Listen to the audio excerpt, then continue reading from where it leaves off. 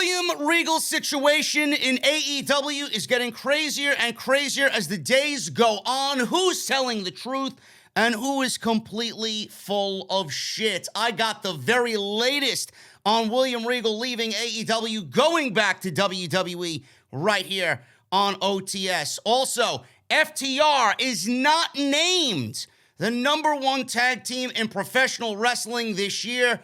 Who beat them out at #1 in the PWI Top 500 Tag Teams of 2022? And Kevin Owens and Cody Rhodes, they actually cross paths on the way to Survivor Series War Games. What do I mean by that? We'll talk about it right here on Off the Script. Why has Triple H been so successful? Why is Triple H running WWE better than Vince McMahon and Bruce Pritchard on Monday and Friday night? Long-term booking.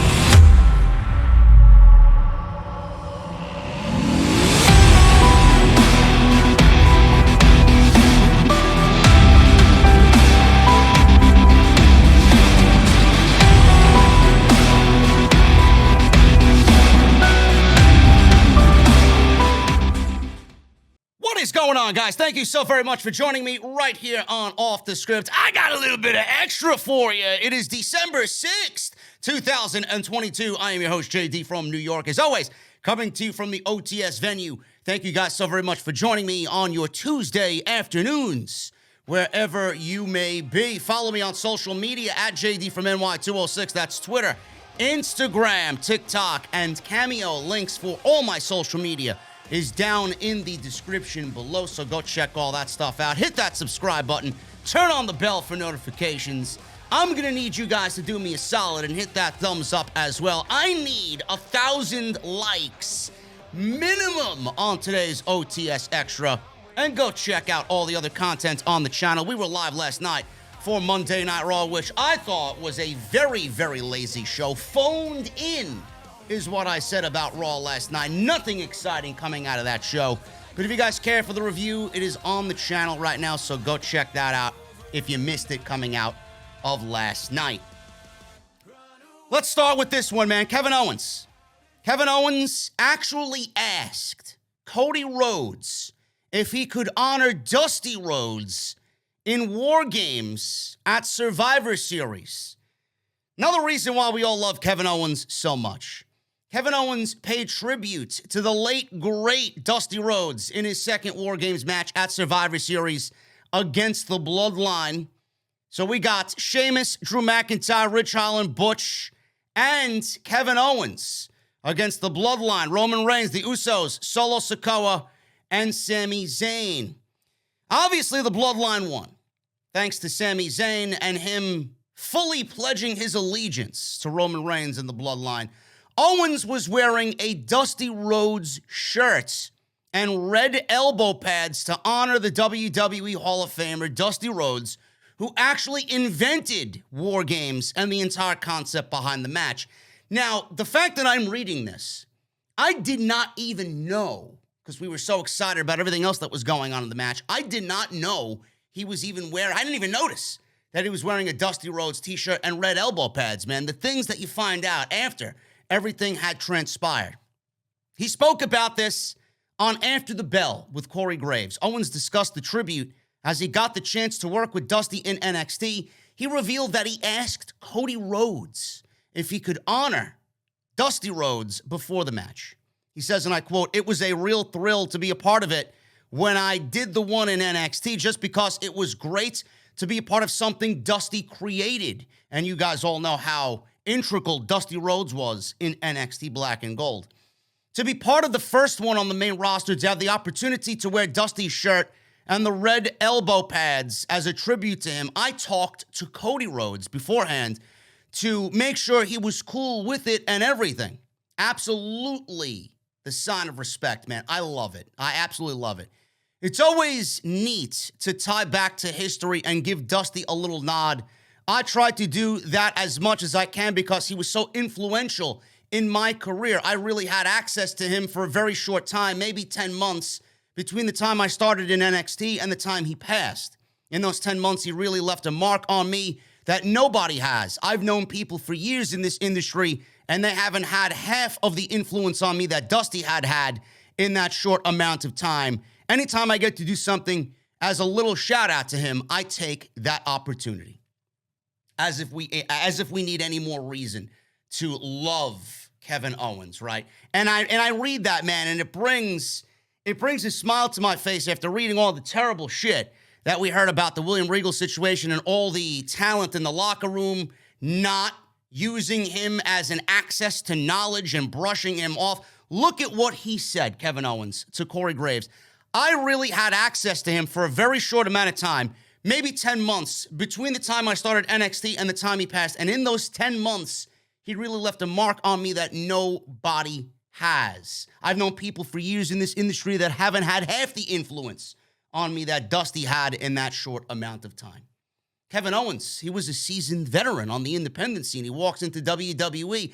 It's as if he's starting all over again, and he's utilizing Dusty for all the knowledge that he could suck out of Dusty Rhodes.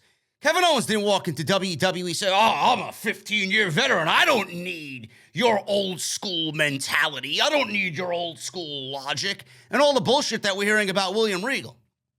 Completely different worlds in WWE and AEW. You would never hear. I'm sure it happens, and I'm sure it happens with a very small fraction of the people that walk into the Performance Center, but it's never anything like you heard with William Regal on the main roster with people thinking who they are. I absolutely love this, and I'm a big guy on throwbacks and, honoring the past. So I love to see that, and that's a great story, man. And I love the fact that Kevin Owens reached out to Cody Rhodes and said, hey, Roadster, can I do this for your father at War Games, Survivor Series? And he said, yes, love it. William Regal, we might as well talk about this one, man. This is the big story today. Sources in AEW claim that EC3's claims about William Regal and all the reports that you're reading online are quote-unquote absolute bullshit. That's what AEW sources have said. Now, there's a lot of drama going on in the AEW locker room, a lot of drama that came out of the CM Punk Elite situation. Obviously, you guys know that story. There was situations with Eddie Kingston, Sammy Guevara, Andrade, Adam Page, CM Punk, you name it. It seems to be a burden on everybody and the fans, the AEW locker room. The most notable thing, like I mentioned, CM Punk, he vented frustrations about the Elite, and then obviously all the other names that I mentioned that followed after that situation at Brawl Out. Former WWE star EC3 recently claimed, and I must put out a statement here. I talked about this on Sunday's podcast, episode 455. In no way, shape, or form did I ever say I believed what EC3 said. I knew what EC3 was saying was something that you had to tread very lightly with. Take it with a grain of salt approach, if true, okay? I don't believe EC3. I never believed EC3. The moment I found that story, I didn't believe EC3 at all in regards to William Regal. He claimed that William Regal was frustrated with talent not taking up his offers to coach them before AEW shows and thought management had maturity issues. As previously reported, William Regal has departed from AEW and reportedly will be returning to WWE after the new year when his contract with AEW expires this month. BJ Bethel of SEScoops.com reports that several AEW sources said the claims made by EC3 about Regal are not true and blasted EC3 for floating that information out there to the general public. One source described it as completely inaccurate. Another source noted that EC3 and James are being frustrated themselves at not landing jobs in AEW, and neither them nor Vince Russo have ever been with the company. That was from another AEW source. The report cited a source who stated there was no formal coaching session where it was something that was scheduled or anything like that. Usually he would go down to the ring to help someone, and word would spread like, hey, Regal is down at the ring. This same source continued by noting that Dustin Rhodes trains younger women's wrestlers on the roster, and also said that Bryan Danielson has worked with people regularly and sessions, including talent that appeared regularly on Dynamite or Rampage. Another source said, and I quote, "I can't believe this is a story. It's complete bullshit. There was never some schedule you had to be down at the ring, and people blew it off, and Regal was never going to flat out tell someone they had to come to the ring so he could coach them. Regal would work with someone, people would go down, show up, a lot of people took advantage of it, other vets do it all the time. It's always the younger women and the younger men. Sometimes someone would work with someone one-on-one, other times there could be quite a few people down. It was totally informal," end quote. Another source noted that Regal would sit and talk with guys from the stands to get a fan's point of view. The person praised Regal for being nice to the camera guys because he knew they made talent look good on television. Regal had been on screen with the Blackpool Combat Club and their manager since debuting with AEW in March before he turned on Jon Moxley by costing him the AEW World Heavyweight title by aiding MJF at Full Gear. MJF then attacked William Regal last week on Dynamite, which was done as a way to write him off television so that he is on his way now back to the WWE. I don't know. I don't know how everything just gets lost in translation here. I really don't. Which side is true? We don't know. AEW is so fucking secretive about everything that it gets to this point, and then we're all just basing all of our videos, all of our podcasts, all of our tweets based on what everybody else is reporting. It took them days to get this information out there. If you hear something about William, this is what I don't get, and this is a common theme in AEW. Tony Khan divulges no information. Everything is fucking super sealed in a vault somewhere in Jacksonville. He will talk about nothing. If he doesn't want this type of quote-unquote misinformation out there, listen, you're going to have to get it out to the public. Be something that WWE is not. This is a WWE thing. If William Regal is gone and going back to the WWE, why don't you just fucking tell us that he's on his way back to the WWE? Listen, he's done. He's not coming back to AEW. He opted out of his contract. He had an opt-out clause. We signed him for a full year. He only did 9 months. There was something in his contract that stated that if Triple H went back to Power, he would go back to the WWE, and Tony Khan, granted him that request. That's all you needed to do. So everybody here is going off what Sapp is saying. Everybody here is going off what Meltzer is saying. Everybody here is going off what PW Insider is saying. And then the locker room gets upset because their name is dragged in the mud, and they don't want that because things supposedly are getting better. And now here we are. They have to come out in this violent and fucking nasty tone and tell everybody that everything you've heard and everything that was reported is full of fucking shit. This is a vicious cycle. It happens every fucking time, no matter the story. If you want something out there, then let it be out there. Seriously.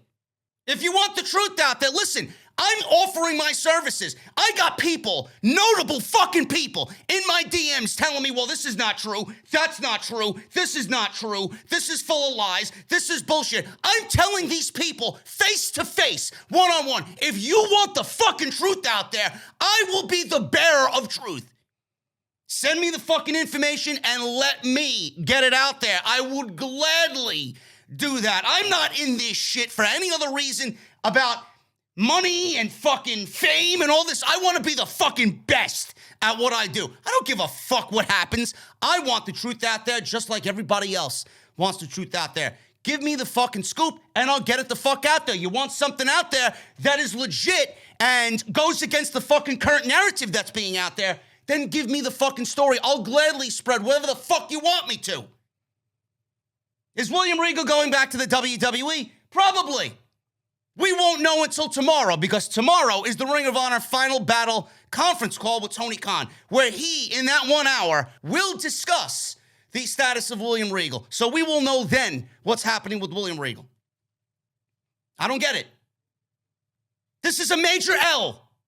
This is a major L in all aspects for the reasons that I just ranted on, number one. And number two, I don't give a fuck who utilized William Regal. I don't give a shit who wanted, who didn't, where he was, who he worked with, where he sat, who he spoke to. I don't give a shit what happened to William Regal. The fact of the matter is, you had this guy signed for possibly 3 years. Who the fuck knows at this point? 3 years, 1 year. You got this guy, and you've opted him to go back to the WWE. You let him go. If he wanted to go, fine. He wanted to go. But at the end of the day, it is a major loss. And if any of this is fucking true, if the locker room did brush him off, which again, we don't know, it is a major L. This entire situation is a major L because they're so fucking secretive about everything and they don't want nothing out there. You don't want nothing out there, but then you got a fucking problem with misinformation being spread out there. So stop it before it gets fucking crazy and to a point where you don't want it to be. Ridiculous. Ridiculous.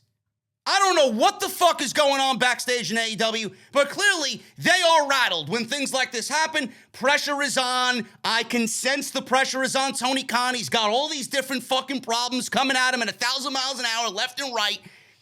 I get it. I get it. It was a bad year. Suck it up.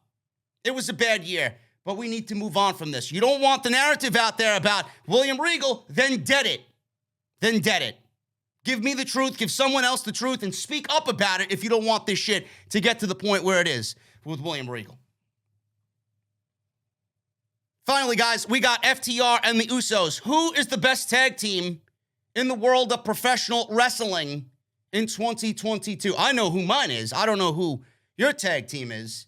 But it looks like Dax Harwood of FTR wasn't completely happy with the latest Pro Wrestling Illustrated Tag Team 100 list. I said 500, I apologize. Tag Team Top 100. PW Insider, top tag teams, 100 tag teams in the world. And this is all kayfabe, by the way. I want to make sure you guys are aware this is a kayfabe top 100. But people somehow, at the end of the day, still take this shit to be fucking gospel in the IWC. The consideration period for the list extends from October 1 of last year to September 30th of this year and ranks the teams on a number of criteria, including in-ring achievements and influence on the sport. This year's list was topped by the Usos at number 1. On a normal year, I don't have a problem with that. But on this year, I do somewhat have a problem with that because, you know, the way people look at these lists, even though it is kayfabe, people look at this shit as legitimate, right? How many other notable, newsworthy top 100 this or top 100 that is chronicled in every aspect of pro wrestling and looked at and read in pro wrestling? This is the one, right? When the top lists are conducted by so-and-so on social media, nobody gives a fuck, right? When Fightful does a top fucking list about something, nobody gives a fuck. This is the list. So even though it's kayfabe, when you look at this, people are still going to take it legit. I have a problem with it this year because if you look at the body of work of the Usos, I'm not taking anything at all away from Jimmy and Jay Uso. To me, they'd probably be number 2. They're one of the greatest tag teams of all time.